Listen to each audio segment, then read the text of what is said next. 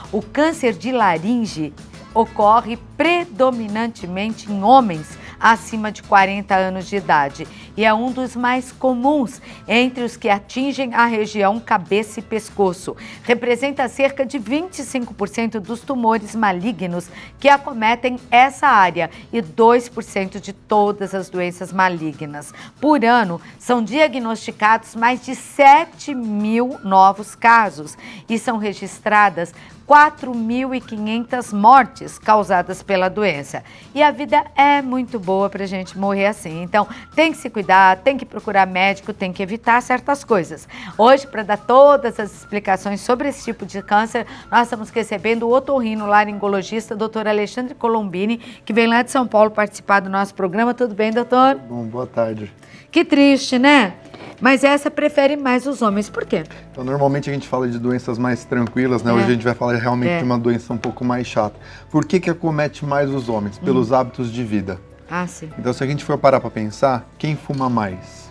Homem. Ainda é o homem, mas a mulher está quase ganhando, viu? Então ganhou o direito de fumar e também ganhou o direito de ter vários tipos de câncer. Pulmão, laringe, Exatamente. boca. Então a gente tem que pensar, pegando o gancho que você deu, que o tabagismo ele não vai dar só câncer de laringe, boca, dá pulmão, bexiga, rim,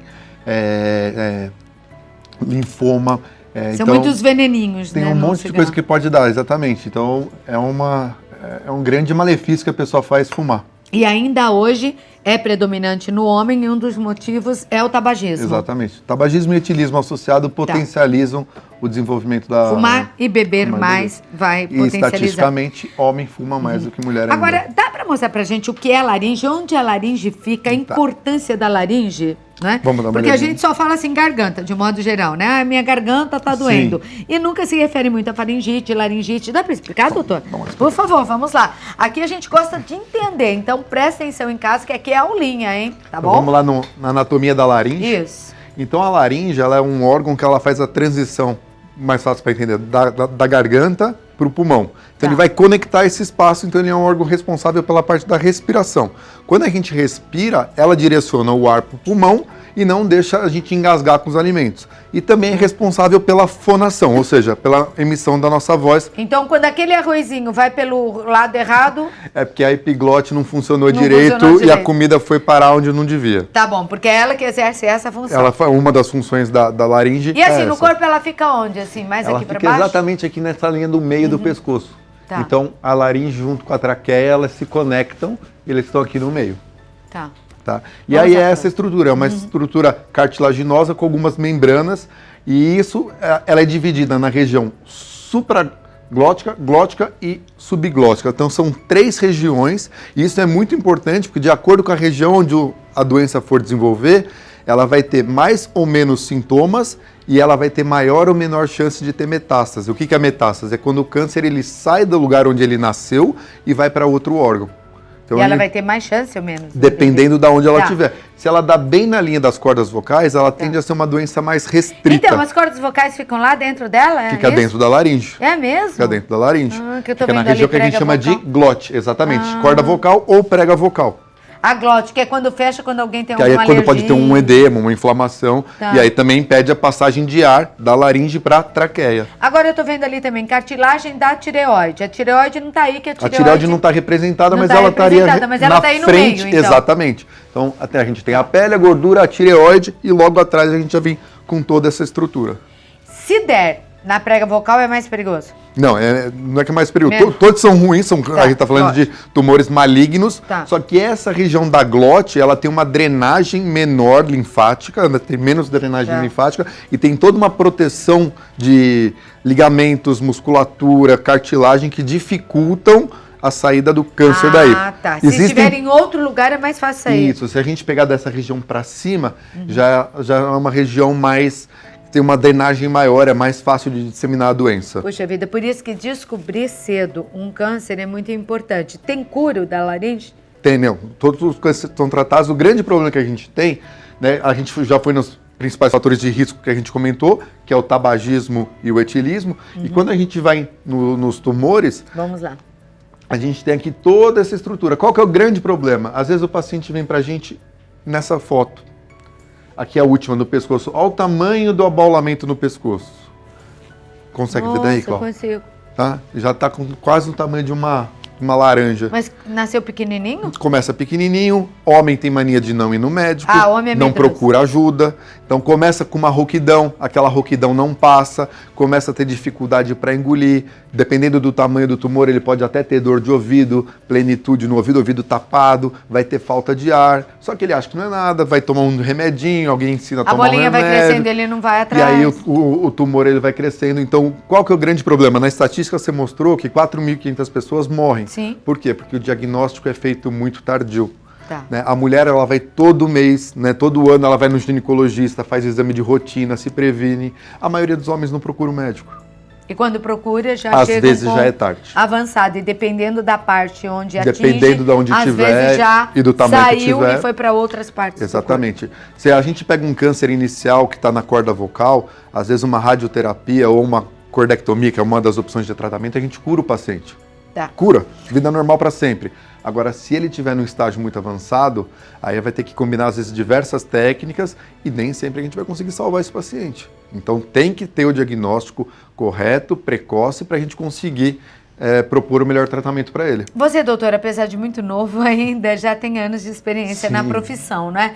Mudou em relação a exames? Está mais fácil cuidar? Está mais fácil detectar? Hoje em dia a gente tem alguns exames, como tudo, até o número de diagnósticos evoluiu, aumentou bastante, muito. Por quê? né? Porque os exames são mais precisos.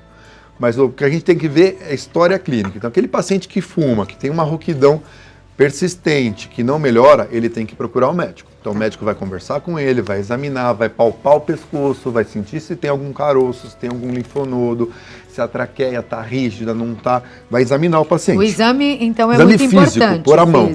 Né? Aí, a partir daí, a gente vai para um exame que a gente chama de medicina armada. A gente vai fazer uma laringoscopia, com uma câmera a gente vai olhar por dentro da laringe, vamos procurar lesão. Hoje em dia, né, tem muita coisa.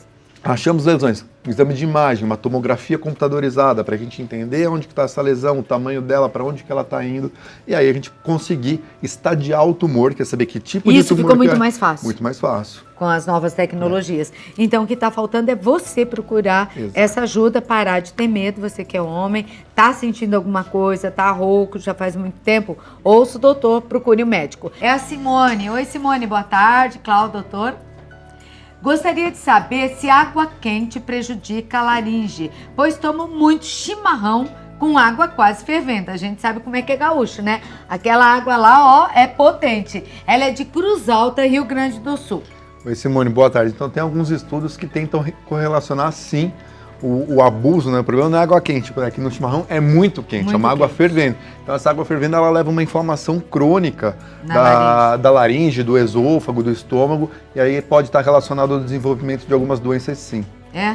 Então tem que tomar cuidado, tem que tomar né? cuidado. Ou não com tanta frequência, ou não tão quente. Ou não tão quente. Tá aí, boa pergunta tua, que é um alerta a todo gaúcho. Porque se tem uma coisa que gaúcho faz é manter as tradições do seu estado. Então pode estar num verão danado em qualquer lugar, lá no Nordeste ele vai estar com um chimarrão do lado, não é? Então, cuidado, gaúcho. Vamos lá, vamos para a próxima aí. Arthur Moreira, boa tarde, doutora Claudete, boa tarde. A alimentação influencia no câncer de laringe? Arthur, a alimentação influencia em tudo na nossa vida. Então a gente tem que pensar que quanto mais saudável a nossa alimentação é, melhor o nosso sistema imunológico vai funcionar. A maior parte dos cânceres de laringe são causados pelo cigarro e pelo tabagismo, mas existe uma porcentagem que é causada pelo HPV, que é um vírus. Então, se o nosso sistema imunológico não está funcionando bem, predispõe a gente a ter doença, e não só câncer, como qualquer outra doença. Então, a alimentação influencia em tudo. Agora, a gente falou de homem, mas não falou de idade. Qual é a idade predominante? A idade... Eu falei ali depois 40 dos 40, anos, né? É. Mas uma pessoa com mais idade fica mais difícil. Como é que é o tratamento? Não dá para tirar a laringe e viver sem ela. A gente consegue... Então, o tratamento ele vai depender do estadiamento da doença, ou seja, que tipo de tumor é, se ele é um tumor primário, secundário, se tem linfonodo acometido. Então, a gente tem que estabelecer o que está acontecendo. Com isso, a gente vai decidir se é um paciente que a gente vai tratar com cirurgia, ou radioterapia, ou se a gente vai começar a associar técnicas. Juntar a cirurgia com rádio, com químio. E aí, o tipo da cirurgia proposta vai depender do tamanho desse tumor, de onde que ele está. Então, mas o que existe? Assim? Então, a gente pode, por exemplo, se for um tumor que está só na corda vocal, a gente faz uma cordectomia. A gente tira essa corda vocal.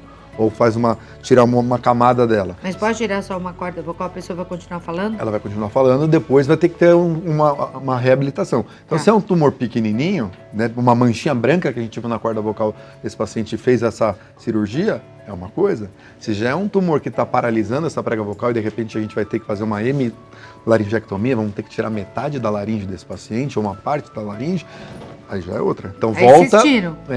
E como que a pessoa vive só então, com metade da laringe? Tem que reconstruir, tá. E aí de repente a pessoa vai precisar de uma tracostomia, vai ter que fazer fono para aprender a deglutir de novo, para aprender a falar. Então causa um impacto. É uma cirurgia que, em alguns casos, ela vai ser mutilante. Outras não. O paciente vai voltar a ter uma vida plenamente normal. Então, quanto antes descobrir melhor. Diagnóstico precoce. Não demore para procurar o médico. Tem mais pergunta.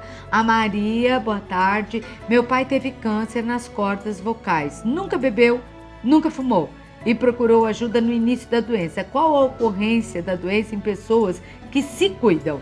É o que eu acabei de falar do caso do HPV, Maria. Então, se vê, né? Porque pelo HPV a pessoa teve e não foi nem por isso. Existe também. Mas, nunca bebeu, nunca fumou e teve. Uma coisa que a gente não pode esquecer é que existe o tabagismo passivo.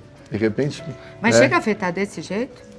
Se você tiver um contato muito próximo com uma pessoa que fuma bastante, você está tá fumando de tabela. Né? Pode sim acometer. Mas no caso a dele ocorrência pode é grande? ter... Não, é menor. Não, bem menor, Bem né? menor. No caso dele pode ter sido isso ou pode ter ou sido pode ter outra sido coisa. uma causa viral. Mas pode ser um vírus oportunista, outro, sem ser o do HPV. Normalmente é o HPV e aí subtipos específicos. O HPV é o mesmo vírus que a gente tem da verruga. Só que ele tem uma família enorme. Então quando a gente está pensando em câncer, a gente está pensando mais no 16, no 18 e no 33. Então são subtipos desse vírus que são mais cancerígenos. Nossa, tô pensando que a gente é uma porcaria, né? Porque a gente é atingido por muita bactéria, a gente tem muita bactéria, na boca existem milhões de bactérias. Quer dizer, você tem que se cuidar muito e eu acho que você tem que agradecer a Deus todos os dias a saúde que tem, não é? Mas é uma máquina que funciona bem, a gente que estraga. Bem. A gente estraga, é verdade, doutor, você tem razão, a gente estraga. Mais algum recado para quem está em casa em relação ao assunto? Conseguir colocar, primeiro, gente, não fumar. Acho que é chovendo molhado a gente tocar nesse assunto. E prevenção. Começou a sentir um desconforto, tem aquele sensação de corpo estranho na garganta, tá com pigarro, tá rouco, as coisas não estão melhorando, não espera. Procura um médico, vai avaliar, vai ver o que é, porque todo tratamento no início é muito mais fácil do que a gente pegar uma doença avançada, uma doença que já se espalhou pelo corpo, e a chance de cura e a pessoa voltar a ter uma vida normal sem passar por uma cirurgia que muitas vezes pode ser mutilante, né? Então procure um médico, sem medo.